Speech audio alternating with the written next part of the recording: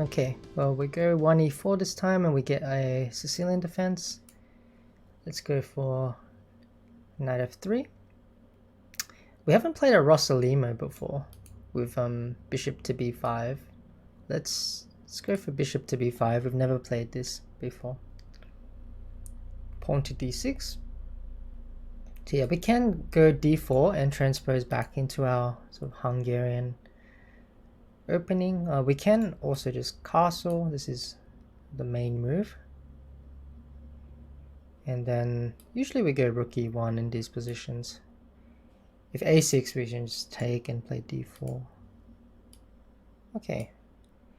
Knight to f6, we play the move pawn to c3. So there is a line here, like you play bishop f1, but I think the more modern way of playing this is to play the move bishop to c4, and after the move pawn to b5, then you play the move bishop to f1, and then you say that this b5 move has created a few weaknesses.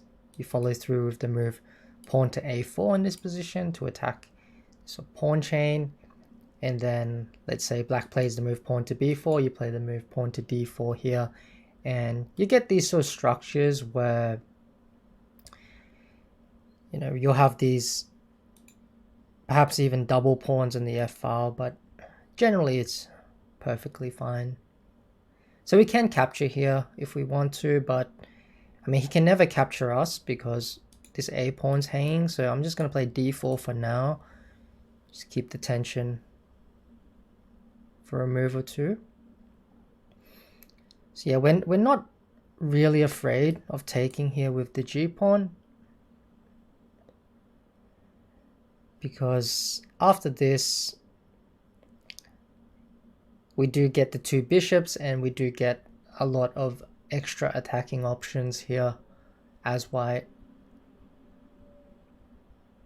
So my priority right now is to be as disruptive as I possibly can before my opponent gets castled. So I'm going to throw in this pawn takes just so that this pawn is always a permanent weakness, and now I'm looking for ways to prevent bishop e7 and castles. d5 comes to mind right away. So if d5 pawn takes, if I force knight e7, then he's not going to be able to develop there for a while. I can continue with the move knight to c3, maybe hit that b5 pawn, which is a target. Bishop g5 is another move. So I want something quite direct here. Knight c3 might get hit by the move pawn to b4. I do have an in-between move pawn, queen to a4 perhaps. This looks reasonably promising as well. So this is something I could definitely consider. Queen a4. Let's say queen to d7 might run into bishop to b5 there, threatening to capture the knight. So that looks very, very good to me.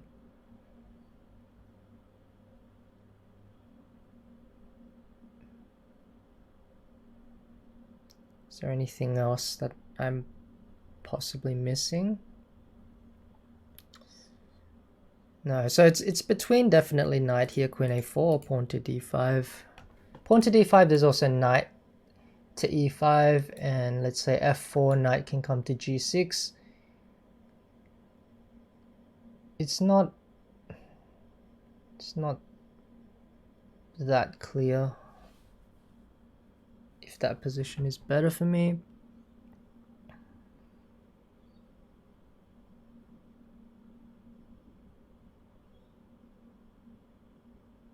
Okay, so I'm going to use the fact that the knight is still stuck on c6. So I'm going to go for knight c3 instead of d5.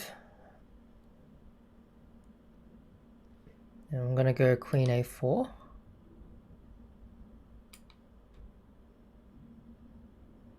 So just utilizing this pin.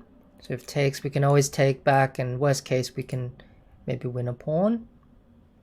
Best case, maybe the rook comes into the game, bishop comes into the game.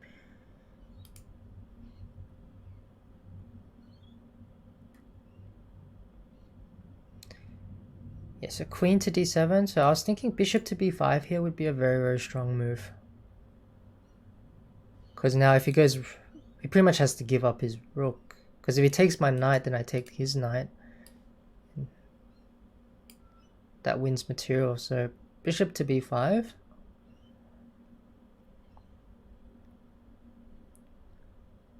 Yeah, so he has to give up his rook. So I can take with this. He takes here, rook check, doesn't really do anything. Has knight d8. So I take with the knight here. Okay, now he's one move away from casting, so we need to speed things up a little bit. We are material up at the very least, so that's something. Okay, I can actually just play bishop e3 here, and if he castles, then I play knight a7, forcing a bunch of trades, which is very unfavorable for him. So I'm just going to go here. Defends the pawn on d4, so then I'm free to move my knight next move, and I'm just going to go knight a7, force a bunch of trades in this position. And this should just simplify matters. Doesn't give him time to play queen h3 or anything like that, so you don't want to give your opponent any time to really generate any sort of counterplay, especially when you're already significantly better. He can't play rook c8 either, which is very important. So either he sacrifices another piece or he has to exchange off all the pieces here. So we take the queen off the board. I think I can even play knight to c8 here. Yeah, knight c8. Very strange looking move, but it works. Hits the pawn on d6. So yeah, I think, yeah, he has to allow another exchange. So go knight takes e7. Okay, I'll go rook to a7 now. Okay, now we play rook to c1, take the open file.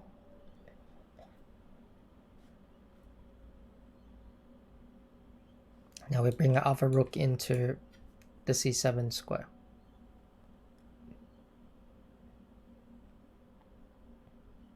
So knight to c8, so this is immediately losing.